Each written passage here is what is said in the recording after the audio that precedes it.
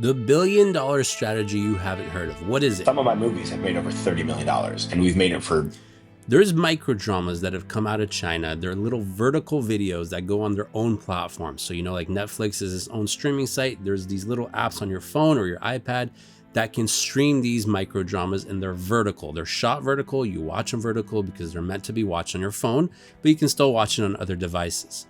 This has boomed into a billion-dollar industry in China, Turkey, the UK, and recently in the US. The secret to their success is they give you a few of the episodes to watch for free. These episodes might be a minute long, minute and a half long, 2 minutes long, and you may watch 3 or 4 of these. By the time you get to the 5th one, you have to go through a microtransaction. And what that means is you have to pay a fee to watch the next episode in the series. So a series might have 50, 60, 70, 80 episodes, and after the 5th one, 6th one, you have to pay the fee, which can be 50 cents or $1, somewhere around there, to watch the next one. How this gets them a lot of money is the average viewer ends up paying $30, $40, $50 to watch a single series or a single movie that's broken down.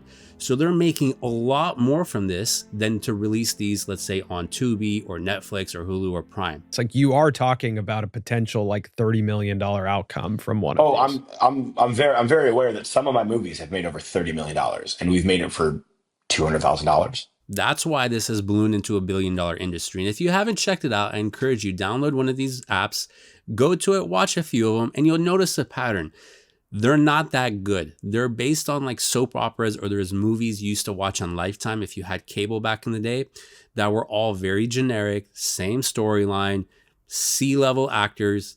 Right now it's maybe D or E-level actors, no offense.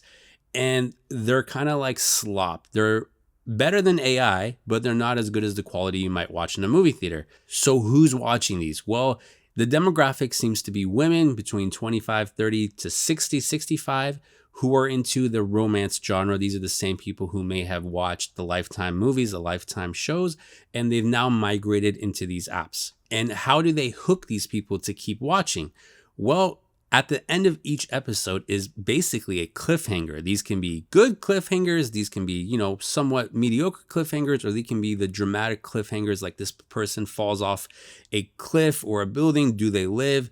And then the next episode, you find out they live and they continue their story arc. Think about the soap operas, General Hospital, One Life to Live. I don't even know how I know all these soap operas, but there were a lot of soap operas back in the day. There's, I think, less now, but they're still out there.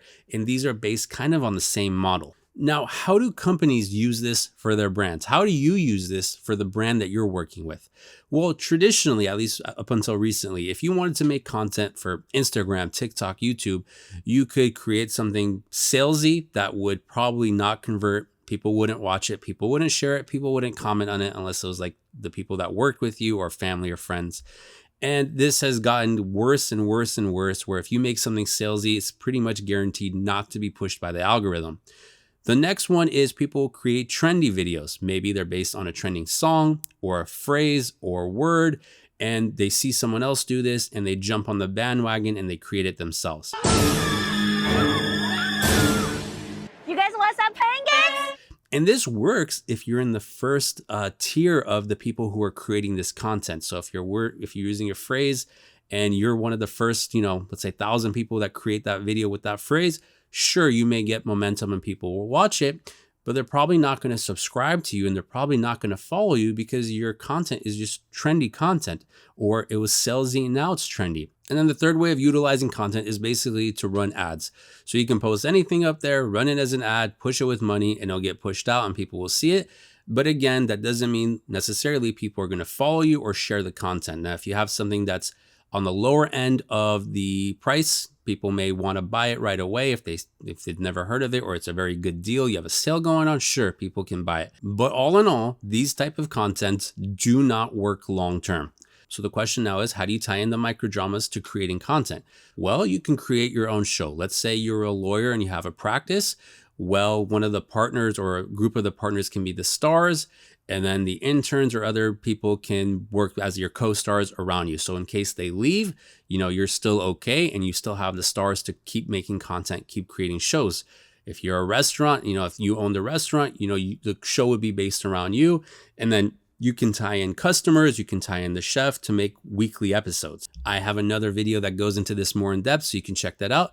But essentially, you have to choose if you're creating a scripted show or if you're improvising more. Think about if you're using Dr. Pimple or Real Housewives, where there is still direction pointing people to go towards this, or there's a topic in mind, but it's more improvised. You don't need a strict script. So the first thing you want to do is find a show idea, find the show idea around your store, and you're filming these maybe 2 days a month or once a week, and they're 60 to 90 seconds long. And ideally, at the end of it, you want to leave with some kind of cliffhanger, not a sales pitch, not, buy this now, subscribe now. No, an honest cliffhanger, something that's going to make someone be like, whoa, I wonder what happens in the next episode. So they tune in next week. And if you can create these consistently, maybe release them on the same day each week, or release 2 or 3 of these each week so that people are following you and they know what to expect and they're engaged. Now, if you have the bandwidth, you can have multiple storylines going on at the same time. Maybe one around this character, one around this character. If you're a dentist, for example, one storyline can go around the office manager and the patients. One can go around the dentist and what he or she is dealing with.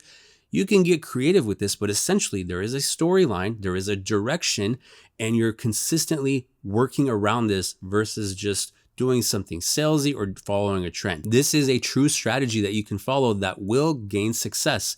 The numbers don't lie. This is a reason it's $1 billion industry, because this formula works. If you've been following content, you know that there's been a lot of advancements in AI, whether it's creating videos or creating ads, but they still don't have the soul of creating a video around you. You can have an AI agent create a video based on how you look, but it's still missing something. Or you can have AI software create an ad for you. When I saw my book live on Amazon and Barnes & Noble, that moment, unreal. If you've been sitting on a story, just go for it. I did it with Elite Book Writers, and honestly, best decision ever.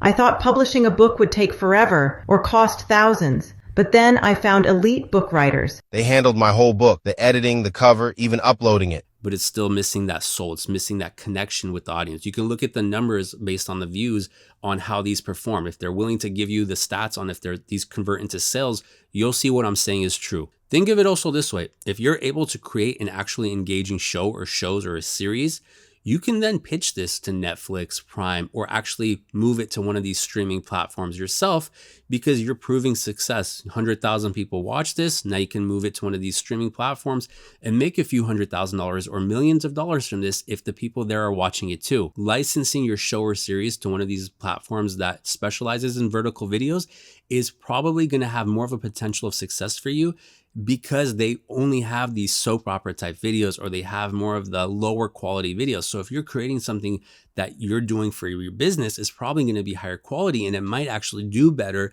than the shows that are already on there. If you're in SoCal and are thinking about creating a show, creating a series around your brand or business, reach out to me. I'd love to talk to you, and maybe we can work together. This was Arash. Thanks for watching.